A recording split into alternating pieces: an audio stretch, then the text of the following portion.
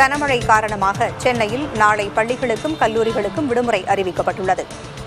சென்னையில் விட்டுவிட்டு மழை பெய்து வருவதால் மாணவர்களின் நலனை கருத்தில் கொண்டு நாளை விடுமுறை அளித்து மாவட்ட ஆட்சியர் ரஷ்மி சித்தார்த் ஜெகடே உத்தரவிட்டுள்ளார். திருவள்ளூர் மாவட்டத்திலும் நாளை பள்ளிகளுக்கும் கல்லூரிகளுக்கும் விடுமுறை அளிக்கப்படுவதாக ஆட்சியர் பிரதாப் தெரிவித்துள்ளார். செங்கல்பட்டு மாவட்டத்தில் பள்ளிகளுக்கு மட்டும் விடுமுறை அறிவிக்கப்பட்டுள்ளது. சென்னை பல்கலைக்கழகத்தில் நாளை நடைபெறவிருந்த பருவத் தேர்வுகள் ஒத்திவைக்கப்படுவதாக பல்கலைக்கழக நிர்வாகம் அறிவித்துள்ளது. சென்னை உட்பட தமிழகத்தில் பரவலாக மழை பெய்திருக்கும் நிலையில் 3 மாவட்டங்களுக்கு நாளை மிக கனமழை எச்சரிக்கை விடுக்கப்பட்டிருக்கிறது. இது தொடர்பான செய்திகளை அடுத்தடுத்து பார்க்கலாம். நீலகிரி, கோவை, ஈரோடு ஆகிய மாவட்டங்களில் நாளை மிக கனமழைக்கான ஆரஞ்ச் அலர்ட் விடுக்கப்பட்டுள்ளது. இதேபோல் சேலம், நாமக்கல், திருப்பூர், திண்டுக்கல், தேனி, தென்காசி, திருநெல்வேலி மற்றும் கன்னியாகுமரி மாவட்டங்களில் நாளை கனமழை பெய்யக்கூடும் என சென்னை மண்டல வானிலை ஆய்வு மையம் கணித்துள்ளது.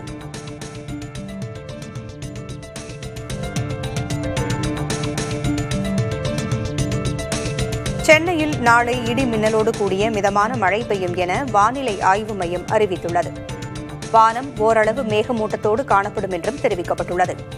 அதிகபட்ச வெப்பநிலை 29 முதல் 30 டிகிரி செல்சியஸை ஒட்டியும் குறைந்தபட்ச வெப்பநிலை 23 முதல் 24 டிகிரி செல்சியஸை ஒட்டியும் இருக்கக்கூடும் என்று கணிக்கப்பட்டுள்ளது.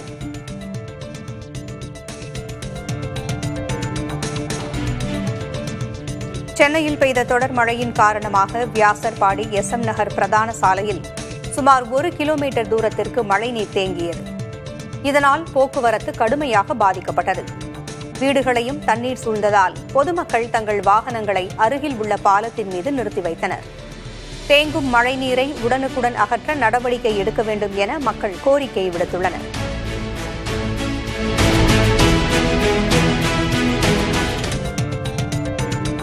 சென்னை மழை பாதிப்புகள் குறித்து துணை முதல்வர் உதயநிதி ஸ்டாலின் ஆய்வு மேற்கொண்டார். சென்னை உட்பட அதன் புறநகர் பகுதிகளில் நேற்று முதல் மழை விட்டுவிட்டு பெய்து வருகிறது. இதையடுத்து சென்னை மாநகராட்சி அலுவலகத்தில் உள்ள ஒருங்கிணைந்த கட்டளை மற்றும் கட்டுப்பாட்டு மையம் சென்ற உதயநிதி அங்கிருந்தபடி காணொலி வாயிலாக மீட்புப் பணிகளை பார்வையிட்டார். அதனைத் தொடர்ந்து தண்டையார்பேட்டை மண்டலம் MKB நகர், முல்லை நகர் பகுதிகளில் நேரில் சென்றும் உதயநிதி ஸ்டாலின் ஆய்வு மேற்கொண்டார். தொடர்ந்து கோடம்பாக்கத்திலும் மழை பாதிப்புகள் குறித்து உதயநிதி ஸ்டாலின் ஆய்வு செய்தார்.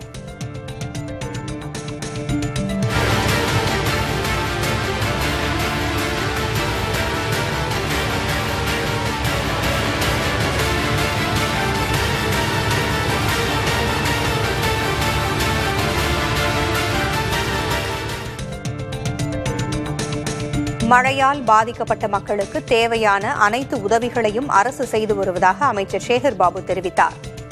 சென்னை காமராஜர் சாலையில் உள்ள சத்யா நகரில் வெள்ள பாதிப்புகளை அவர் ஆய்வு செய்தார். அதன்பின் செய்தியாளர்களை சந்தித்த அவர் வெள்ளம் சூழ்ந்த பகுதிகளில் உள்ள மக்களுக்கு தேவையான உணவு விநியோகம் செய்யப்படுவதாக குறிப்பிட்டார்.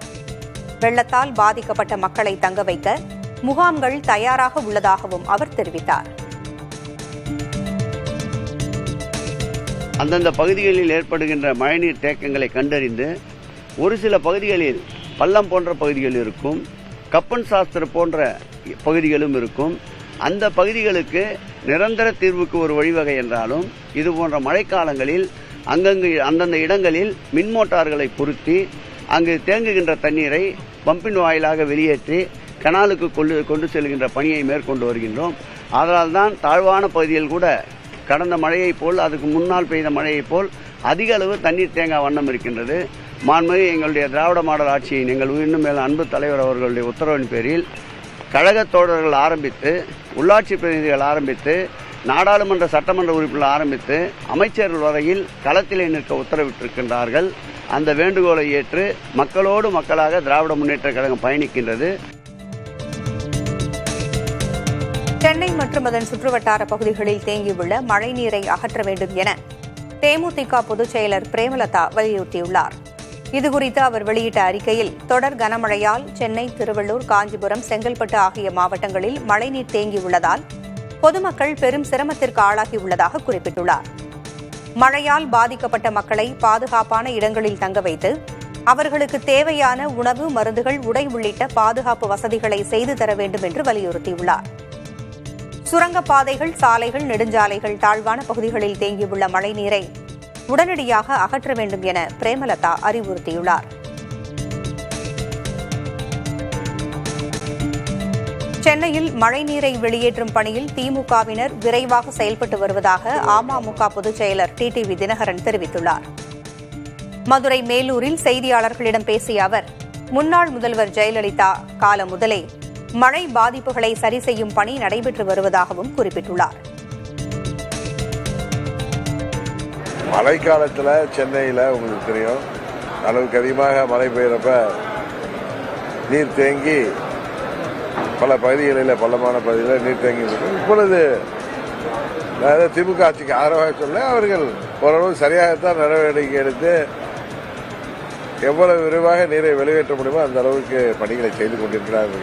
ஏன்னா அம்மா அவர்கள் காலத்திலிருந்தே அதையெல்லாம் சரி செய்யப்பட்டு வந்திருக்கிறது. இப்பொழுது அதன் தொடர்ச்சியாக இவர்களும் அந்த பணியை முடிந்த அளவு சரியாகத்தான் செய்வதாகத்தான் நினைக்கிறேன்.